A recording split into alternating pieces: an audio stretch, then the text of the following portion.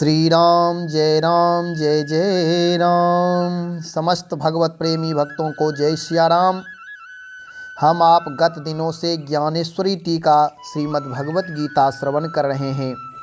दुर्योधन भीष्म पितामह के पास आया है और भीष्म पितामह की प्रशंसा की। इधर संजय धृतराष्ट्र को सुना रहा है कि महाराज, दुर्योधन भीष्म पितामह की प्रशंसा करके द्रोण आदि से मिल करके वह गया। अब आगे प्रारंभ मैं कर रहा हूँ। ओम श्री परमात्मने नमः। श्रीमद् भगवद गीता प्रथम अध्याय। आज श्लोक संख्या 11 प्रारंभ कर रहा हूँ।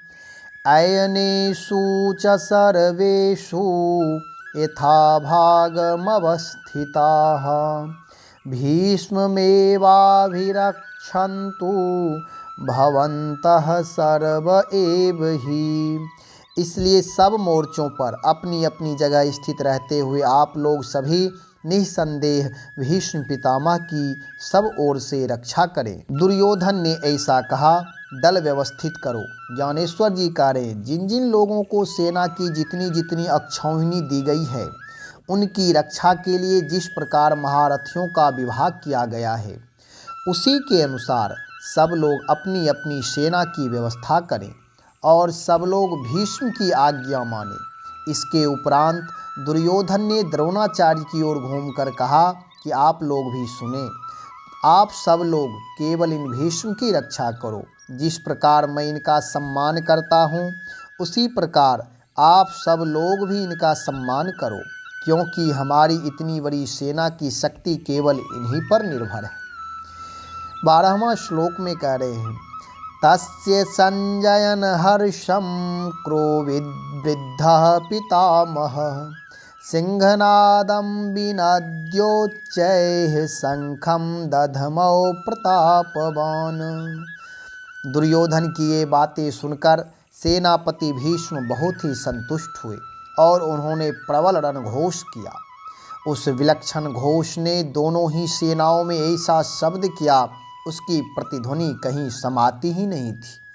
उस प्रतिध्वनि के समान ही श्रीमान भीष्म ने अपनी वीर स्फूर्ति के बल से अपना अलौकिक शंख भी फूंका।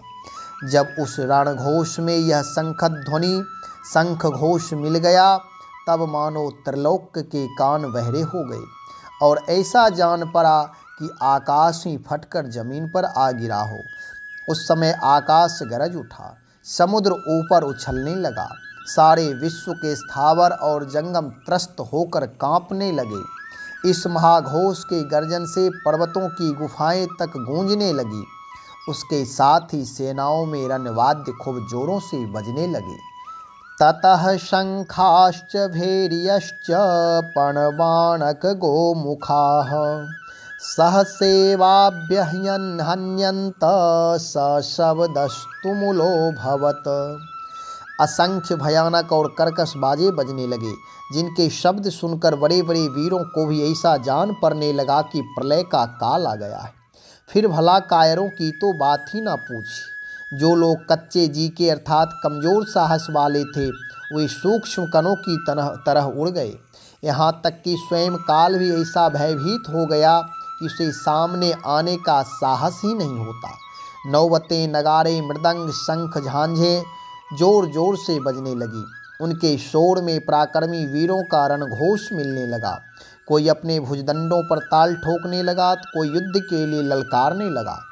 जिस स्थान पर मदोन्मत्त हाथी छूटकर आ पहुँचे थे, उस स्थान पर बहुत से लोगों के खड़े खड़े ही प्राण निकल गए। अच्छे अच्छे शूरों के दांत बैठ गए, उनके मुंह से आवाज़ तक ना निकली और जो लोग बड़ी बड़ी प्रतिज्ञाएं करके आए थे, वे भी ठंडे पड़ गए। रणवाद्यों का ऐसा विलक्षण और भयानक शब्द सुनकर ब्रह्मा भी भयभीत हो गया और देवता लोग कहने लगे, आज तो कदाचित महाप्रलय ही आ पहुंचा है। इस प्रकार से आज यहाँ तक। अब आगे पांडव लोग भी शंखध्वनि करेंगे। वे भी शंखध्वनि करके कौरवों की सेना को कमज़ोर करेंगे। आज यहीं तक। जय सिया राम।